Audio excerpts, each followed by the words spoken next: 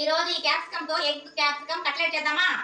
ముందుగా ఎర్రగడ్డలు, పచ్చిమిరపకాయ, కరివేపాకు సన్నగా కట్ చేసుకోవాలి. ఇప్పుడు వీటిని ఇందులోకి ఇలాగా వేసుకున్నాం కదా. ఇప్పుడు దీంట్లోనే ఇప్పుడు కొంచెం అల్లం వెల్లుల్లి పేస్ట్, కొద్దిగా ఉప్పు, కొద్దిగా పసుపు, కొద్దిగా కారం, ఇప్పుడు గుడ్లు కూడా కొట్టేసుకుందాం.